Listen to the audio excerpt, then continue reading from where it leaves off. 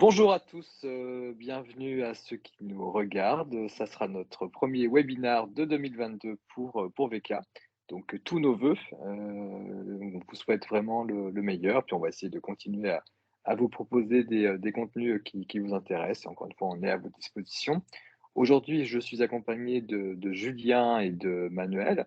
Je vais les laisser se présenter et le thème et tout simplement les tendances pour, la supply chain en 2022. Voilà, c'est un petit peu l'occasion de faire le point avec l'équipe, avec VK et d'avoir, des points de vue à partager. Évidemment, sentez-vous libre de pouvoir, commenter, sur, les posts en question.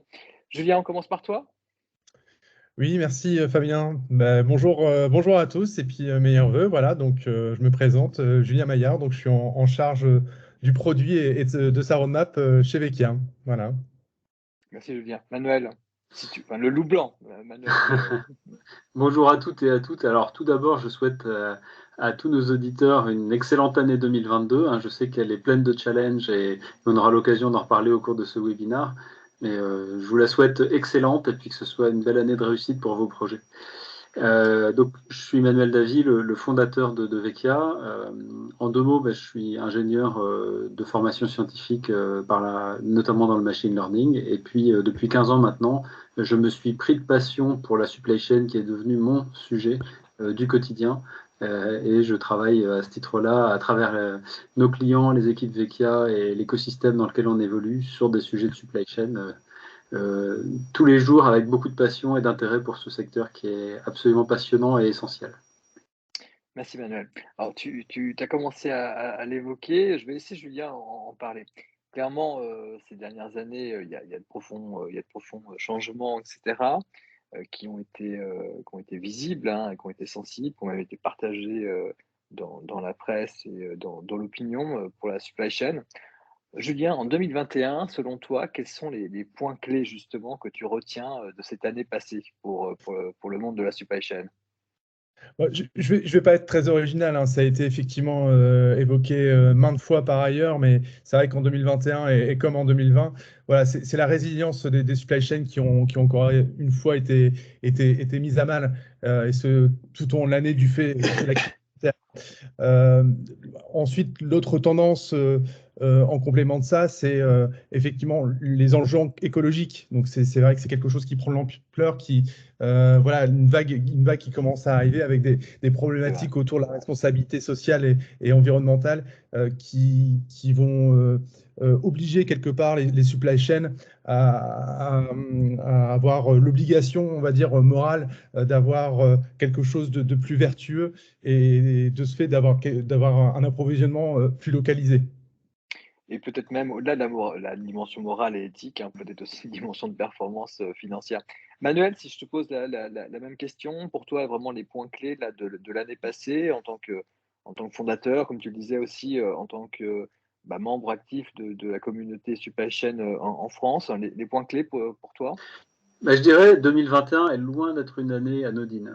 Ce qu'on a vu, il y a des signaux qui sont quand même extrêmement marquants et tout à fait exceptionnels sur le prix du container qui est passé de quelques milliers d'euros à plus de 15 000, parfois près de 15 000 dollars sur des containers 40 pieds sur des Asie-Europe. Les délais de ces mêmes containers qui sont désormais très mal maîtrisés. Donc ça, c'est une première, je dirais, lame de fond. Et la deuxième, c'est il y a des pénuries extraordinaires qui impactent énormément l'industrie. Notamment, on parle beaucoup des semi-conducteurs, mais il y a d'autres produits qui sont pénuriques. Il y a également des pénuries sur les talents avec les chauffeurs routiers, par exemple, ou même le personnel pour les entrepôts, dès lors qu'il y a un minimum de qualification, ça devient très difficile. Et donc, je pense que cette année 2021, elle a un peu mis en évidence qu'il y avait un monde d'avant de la supply chain où finalement les choses, on gérait des petits problèmes, où là on rentre dans un moment où on ne sait pas pendant combien de temps on va devoir gérer des problèmes d'ampleur beaucoup plus importante parce que des problèmes structurels. Mmh. Et donc, pour moi, l'année 2021, elle marque vraiment ce tournant, ce moment de charnière. Encore en 2020, avec le Covid, on se disait, bon, ça va vite revenir dans Ouais, ça a l'ordre. été un peu masqué peut-être, ouais, encore une C'était fois, oui. masqué. Et en fait, le Covid a été à la fois déclencheur, mais surtout accélérateur de tendances qui étaient déjà lancées avant. notamment par rapport à des évolutions des centres de barycentre, de la production, des matières premières, de la main-d'œuvre. Et donc, je pense que là, 2021, ça marque à la fois la fin de cette période-là, mais aussi le début d'une nouvelle ère dont on ne connaît pas encore bien les contours et qui va s'articuler autour de quelque chose qui va être perçu beaucoup comme du chaos, au moins au début, jusqu'à ce qu'on voit un peu se détacher ce que va être la nouvelle supply chain qui va émerger de ça. Donc, c'est un Alors moment. justement, c'est une bonne transition justement pour 2022 selon toi, on est dans la même nature de risque et d'impact ou il y a encore des choses qui vont s'additionner ou qui vont s'ajouter en fait, Manuel? Alors là, je parle vraiment de mes convictions personnelles. Bien C'est sûr. que 2022 va pour moi être l'année où beaucoup d'entreprises vont vraiment prendre conscience de manière que c'est fini la supply chain d'avant et vont revoir vraiment acter des décisions qui tiennent compte que la pénurie n'est plus un accident mais va devenir quelque chose de structurel sur un certain nombre de matières premières et de produits. Vont devoir acter que la prévisibilité du transport international en termes de coûts et de délais est probablement révolue, en tout cas tel qu'on l'a connu par le passé. Et donc, on va voir se produire en 2022 des décisions structurelles qui vont se matérialiser par des changements d'implantation d'usines. Donc, on parle de relocalisation, c'est peut-être sans aller jusque-là, au moins de rapprochement d'usines à un certain nombre de nos frontières. Et puis, par ailleurs, sur la partie talent, je crois qu'il va y avoir de manière continue une vraie pression pour trouver des gens compétents. Et donc, ça va induire des évolutions dans les organisations, dans les process.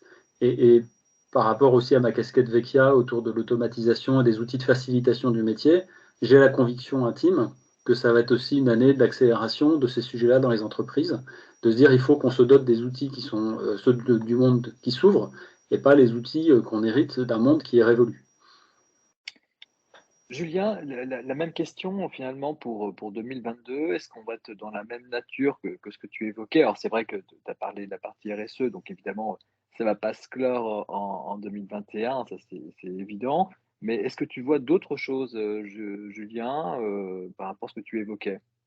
Alors, moi, je vois vraiment une continuité entre 2020, 2021 et 2022, à savoir qu'on avait, voilà, on va basculer dans un monde post-Covid. Donc, une vision optimiste, c'est de se dire que le virus n'existera plus. Bon, peut-être.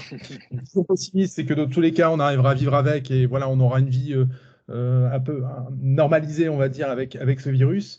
Et aujourd'hui, voilà, les problèmes d'approvisionnement qu'on a eu, puisque certains robinets ont été fermés durant la pandémie, bon, ce sera grosso modo derrière nous. Maintenant, ce qui a été mis en évidence aussi avec cette pandémie et ce qui risque d'arriver, c'est un certain protectionnisme aussi, bah, voilà, de certaines économies qui risquent d'engendrer des pénuries constantes de matières premières. Donc, on continuera dans tous les cas à avoir ce genre de problématique-là à l'avenir et en 2022. Merci Julien. Manuel, tu discutes évidemment très régulièrement avec des directions d'entreprise, avec des directions supply chain. Par rapport au tableau que vous avez dressé tous les deux, quels sont, selon toi, qu'est-ce que tu vois comme priorité justement pour les organisations? Quels sont les projets prioritaires que,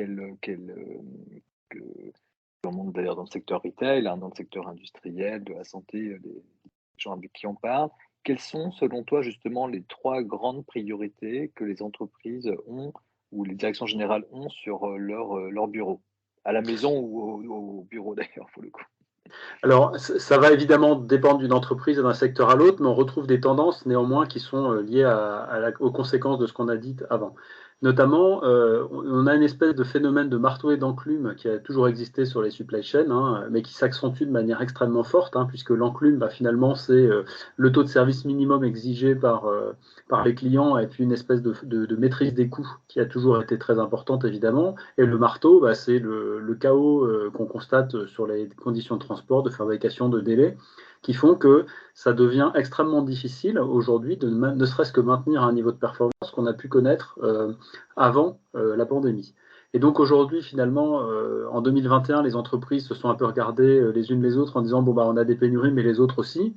Sauf qu'aujourd'hui, on se rend compte que ceux qui sont capables de mobiliser du stock sont capables de faire plus de chiffre d'affaires, plus de marge et finalement de tirer leur épingle du jeu. Et donc cette longue introduction pour dire que les projets qu'on voit émerger aujourd'hui, il vise en fait à prendre conscience et prendre acte de cette nouvelle situation. Et donc, on voit émerger des projets autour de la performance de la supply chain, ne serait-ce que mettre tous les capteurs en place dans les supply chains pour avoir une mesure précise de la performance à chacun de ces niveaux pour pouvoir agir dessus. On voit des sujets autour de la structuration des données, puisque toutes les organisations de supply chain aujourd'hui ont compris que la donnée est un élément clé pour pouvoir aller tirer de la performance, à la fois pour la mesurer, mais également pour pouvoir la piloter. Et puis je dirais le dernier point, c'est autour d'un autre risque qui devient vraiment fort, c'est celui que je évoquais tout à l'heure, des talents. Aujourd'hui, on se rend compte que trouver des personnes compétentes pour gérer des problèmes de plus en plus complexes, qui prennent chacun de plus en plus de temps, devient un énorme problème. Et donc, on a vu des projets émerger autour du RPA qui permettent de gagner beaucoup de temps sur la saisie, etc. Et on arrive à des moments où on va aller chercher plus d'automatisation, la robotisation dans les entrepôts et évidemment l'automatisation de l'acte de commande avec des solutions comme le propose Vecchia. Merci Manuel. Alors justement, c'est une bonne transition parce que finalement, tu rappelais un petit peu aussi dans les projets qu'il y a une dimension aussi IT, une dimension data, parce que évidemment, face à cette complexité, à la démultiplication des données, et finalement aussi par rapport à des outils qui existaient depuis un certain temps dans les organisations et qui n'avaient pas eu nécessité finalement d'être modifiés, on voit qu'il y a une nouvelle donne qui est en train de se faire. Alors justement, c'est peut-être plus pour toi, Julien. Euh, Quels sont, de ton point de vue, si on parle, en prenant le prisme un petit peu de Vecchia sur ce qu'on propose, hein, sur la partie des prévisions et de l'automatisation des réapprovisionnements, comment tu vois un petit peu l'évolution du sujet forecast et prévisions pour 2022 dans les organisations, dans les RFP que tu vois passer, dans les discussions que tu peux avoir également avec les clients, les prospects? Quelles sont selon toi les grandes thématiques sur la partie forecast? Bah, écoute, Fabien, ce qu'on a pu constater, c'est que Euh, voilà, nos clients, nos utilisateurs, le marché en fait a besoin de davantage de visibilité et de prévisions toujours plus fiables. Et aujourd'hui, c'est vrai que ces entreprises ont besoin de s'outiller, de s'organiser de façon à mieux appréhender ce nouveau monde d'après. Et à travers ça, le SNOP, en fait, c'est assurément une tendance forte pour 2022. Alors, ce n'est pas l'alpha et l'oméga, ce n'est pas la recette magique, mais toujours, c'est une méthode qui peut vraiment aider des entreprises à mieux gérer ce qui peut se passer dans les prochains mois et les prochaines semaines. Et qu'est-ce que ça veut dire concrètement en termes de solutions de pouvoir intégrer du SNOP? Ça veut dire de pouvoir collaborer autour des prévisions, de pouvoir s'aligner autour de celles-ci, d'enrichir de la donnée, de pouvoir simuler des scénarios. L'idée, en fait, en fin de compte, c'est d'avoir une vraie vision opérationnelle de ce qui va se passer dans sa supply chain dans les prochaines semaines et dans les prochains mois. Ce que j'ai envie de dire, en fait, tu me fais réagir, c'est vrai que le process SNOP est déployé dans de nombre d'organisations, hein. C'est quand même les moments importants pour que la partie finalement de la vision commerciale, marketing soit finalement rendue opérationnelle avec la supply chain, voire la production ou les fournisseurs en direct. Justement, sur ce sujet-là, comment contribue Vecchia, comment intervient Vecchia sur ce processus-là? Qu'est-ce que finalement on apporte de façon additionnelle à toutes ces personnes qui finalement ont envie d'optimiser leur processus SNOP?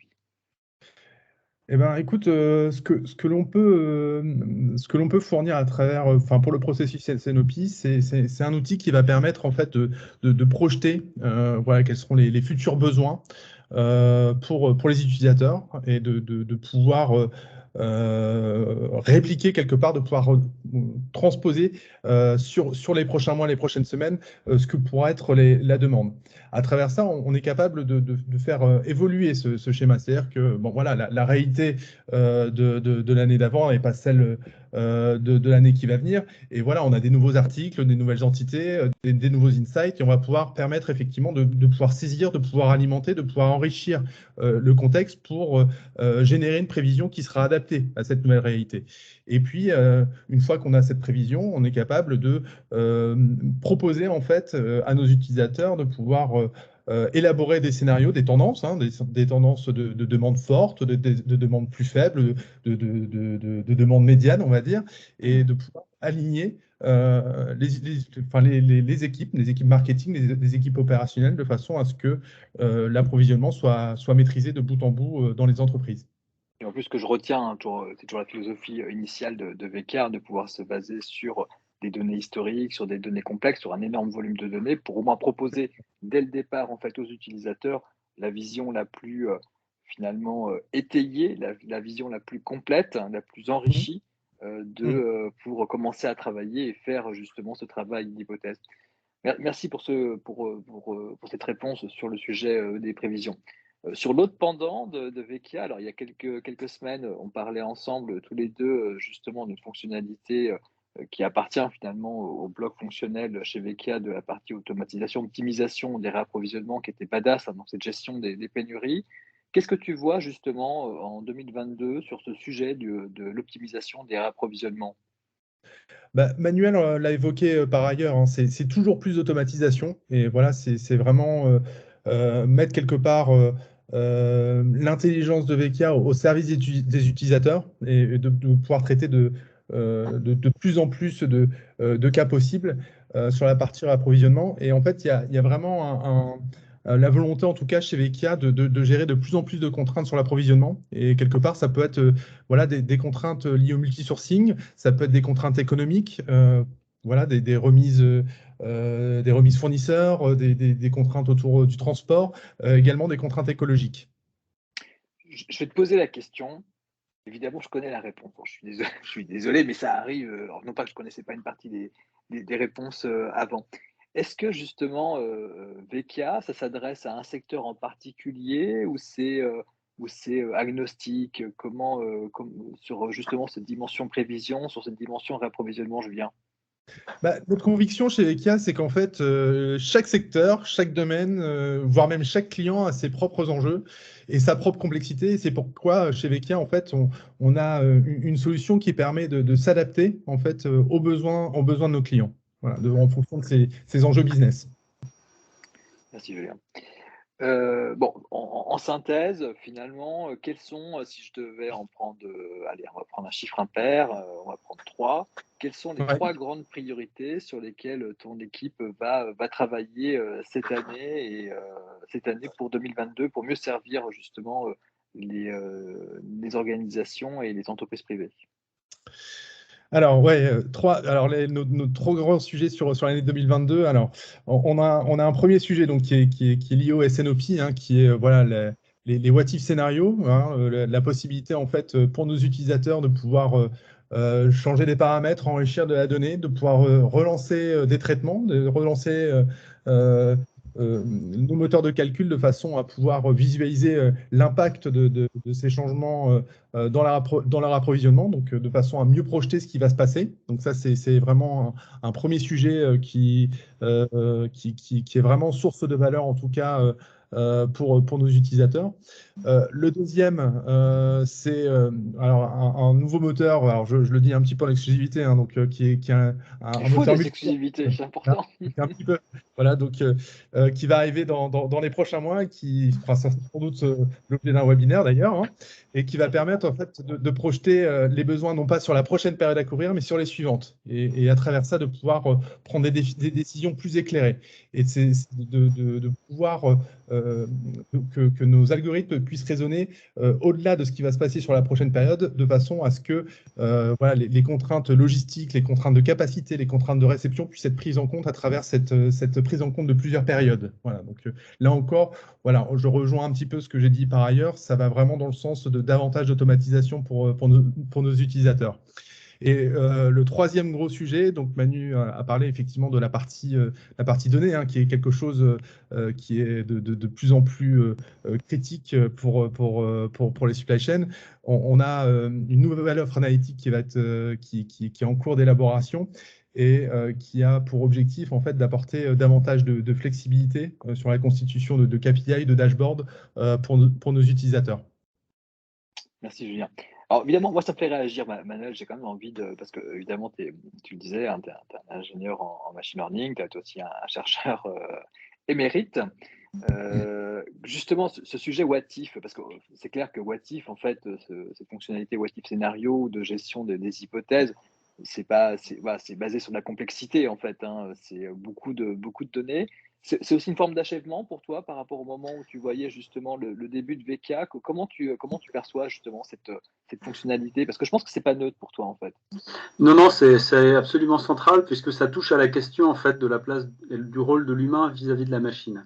Et c'est vraiment le grand sujet, c'est-à-dire qu'on se rend compte aujourd'hui qu'on a encore trop souvent dans les organisations des humains qui ont un rôle de machine, c'est-à-dire qui remplissent de manière un peu automatique et un peu mécanique des cases avec des commandes. Et ça, c'est pas ce qu'on peut souhaiter de mieux, je dirais, pour un être humain. Et puis de l'autre côté, on n'a pas non plus envie d'avoir des intelligences artificielles qui prennent toutes les décisions business à la place de l'humain. Et surtout, la machine, elle n'est pas très forte pour évaluer les différents risques macroscopiques et long terme. Et donc, je crois que les what if scénarios, c'est une forme d'aboutissement en fait pour que chacun puisse jouer le meilleur de son rôle, chacun à sa place. À savoir, la machine, pour calculer des choses relativement détaillées et opérationnelles dans un contexte qui lui est donné par l'humain, où l'humain fait ses hypothèses et va aller projeter des scénarios un peu long terme. Qu'est-ce qui se passe si tel entrepôt est plus capable de fournir dans tel délai? Qu'est-ce qui se passe si dans 6 mois, j'ai plus la capacité d'avoir tel semi-conducteur, etc. Et d'aller élaborer des scénarios de contournement et des plans opérationnels de contournement, où là, l'intelligence de la machine qui va jusque dans le plus fin détail est un vrai atout. Donc à ce titre-là, comme tu l'as dit, oui, c'est une forme d'aboutissement absolument essentielle et tout à fait intéressante dans ce qui va venir. Je rappelle un fait qu'il faut bien garder en tête, hein, c'est que la performance maximum sur un processus où il y a beaucoup de données, elle est obtenue lorsqu'on joint les qualités de la machine qui sont le calcul intensif et à grande échelle et les qualités de l'humain qui sont l'analyse et l'intuition. Et c'est quand on a l'alliance entre ces deux choses qu'on a la performance maximum et je dirais aussi le plaisir maximum au travail pour les collaborateurs. Et c'est comme ça qu'on les retient et qu'on ne tombe pas dans la guerre des talents qui est aussi un des enjeux du moment, comme je l'ai dit tout à l'heure. Alors justement, tu parlais du passé de la place cruciale finalement des hommes et des femmes dans le monde de la supply chain, de la complexité à laquelle ils doivent faire face, hein, au quotidien avec finalement non seulement beaucoup d'imprévus, ça fait partie du métier, mais c'est également beaucoup de données, l'explosion des data qui arrivent de toutes parts. Là, du e-commerce, c'est vrai que tout le monde est en train de se numériser, donc tout le monde est capable de partager de l'information. Et c'est vrai que, comme tu le disais, par rapport au what if scénario, quand cette complexité finalement se résume à 2-3 lignes après sur Excel avec des pourcentages, à la fois c'est mieux que rien, hein, c'est évident. C'est pour ça que Excel reste certainement encore le RP le plus utilisé dans le monde. Il n'en reste pas moins qu'évidemment ça manque de profondeur. Cela étant, quand je t'entends aussi dans cette dimension collaborative, comment tu vois le sujet de la partie alerting, de la partie un petit peu de controlling? Comment en fait, quelle est ta vision sur le côté de prendre par la main l'humain et de l'aider justement, d'aider le collaborateur à être plus performant et plus en confiance dans son poste, dans sa prise de décision?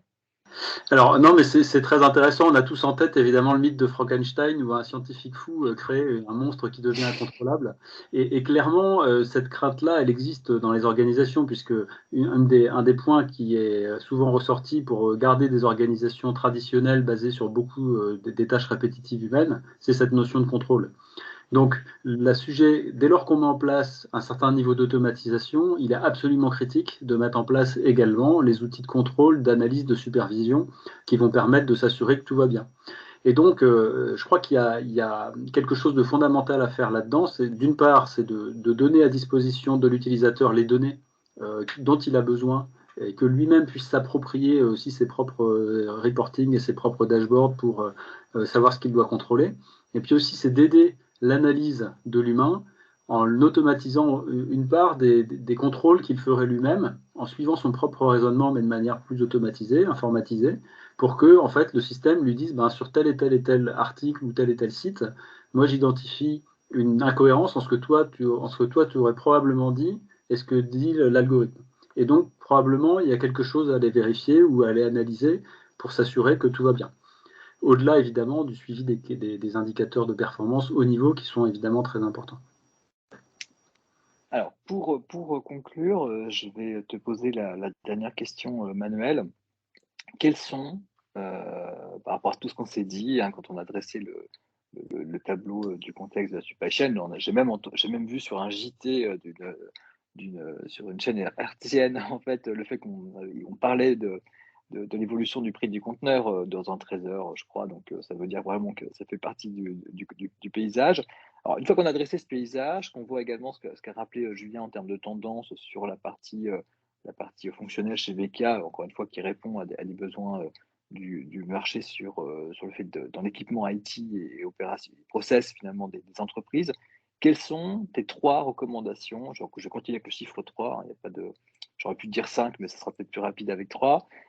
Quelles sont tes 3 recommandations que tu pourrais faire à nos auditeurs pour justement lancer des projets qui auront un impact positif pour leur organisation?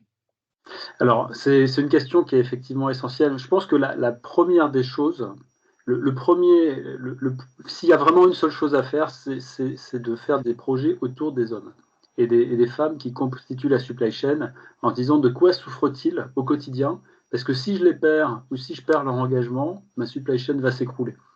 Et donc, je dirais la première des choses, c'est de se dire d'apporter des outils qui vont sécuriser l'exécution de la supply chain en prenant soin des personnes qui sont au quotidien dans les opérations, parce que sans ces personnes-là, on l'a vu pendant les différents confinements, il n'y a pas de supply chain. Et donc, la première responsabilité d'un général, c'est aussi de prendre soin de ses troupes. Et je pense que c'est celle-là ma première recommandation. La deuxième recommandation, ce serait de dire de ne pas avoir peur d'évaluer des technologies parce que tu le sais comme moi, Fabien, et toi également, Julien, quand on interagit avec des organisations supply chain, souvent on perçoit un décalage entre nous, ce qu'on observe et ce qu'on connaît de la réalité de la technologie et de ses capacités, et ce qui en est connu dans les organisations supply chain. Il y a un décalage. Et ce décalage, il est au détriment des supply chain, puisque finalement, il y a une perte de chance par rapport au fait de ne pas se lancer sur ces technologies qui aujourd'hui ça marche, c'est robuste, c'est fiable, c'est éprouvé. Et donc il n'y a pas de raison de ne pas les tester parce que on est bien placé ici chez VK pour le savoir, c'est pas très compliqué à tester, ça prend pas beaucoup de temps. Donc ça c'est vraiment la deuxième recommandation. Et la troisième recommandation c'est ne faites pas les choses à l'envers en pensant les faire dans le bon sens. C'est-à-dire que j'entends souvent encore des organisations me dire on est en train de mettre à plat toutes nos données et après on pourra brancher des cas d'usage dessus. En fait, ce qui semble être le bon sens et la logique, en fait, est par expérience une mauvaise idée. Pourquoi? Parce que dans ce processus de mise à plat des données, en fait, on va faire un travail un peu hors sol, c'est-à-dire qu'on ne va pas qualifier la qualité des données avec un vrai cas d'usage qui va les pousser dans leur retranchement, entre guillemets, comme on peut en offrir sur la prévision et l'approvisionnement. Et du coup, on risque de consolider des corpus de données qui sont de mauvaise qualité. Et donc, ouais, vraiment, ma recommandation, c'est brancher des cas d'usage, quels qu'ils soient, qui tirent parti de ces données, en même temps que vous les structurez. Parce que si vous le faites après, vous devrez recommencer à zéro la structuration des données. Et donc, ça, c'est vraiment un point qui, je pense, est tout à fait actionnable pour les entreprises dans les organisations aujourd'hui. Merci à tous les deux. Je retiens évidemment de notre échange à la fois les éléments de roadmap, mais je pense qu'on pourra en parler de façon plus précise au travers de publications sur notre site et sur les différents réseaux sociaux. Je retiens également vraiment ce côté de ayez confiance aussi en vous, voilà, dans vos organisations. Il y a la montagne, elle est franchissable, quoi. Elle est franchissable, notamment au niveau des data. On est capable de pouvoir aujourd'hui les exploiter, en tirer parti, d'avoir également tous les KPI qui permettent justement de sécuriser une direction financière, une direction générale par rapport à l'atteinte des objectifs, hein, au-delà même du ressenti des collaborateurs sur un avant et un après. Bah, je pense que si 2022 soit l'année de la confiance, et clairement, il y a des choses qui existent en France, qui sont éprouvées. Un VK, c'est quand même plus de 13 ans aujourd'hui d'expérience. c'est des centaines, c'est des milliards de calculs, hein. Je crois que c'est plus de quasiment 8 000 milliards de calculs par an. Ça va, quoi. C'est pas nouveau, voilà, hein, ça fonctionne. Merci à tous les deux. Je retiens aussi, pour finir, une recommandation à relire. En effet, un Marie Shelley, Frankenstein, c'est toujours intéressant. En plus, c'est un peu l'hiver, donc ça sera très bien pour les moments où il pleut, où il fait froid. Donc merci à tous les deux. Très belle année encore, à tous et à très vite. Merci beaucoup. Merci. Merci, au revoir. Au revoir.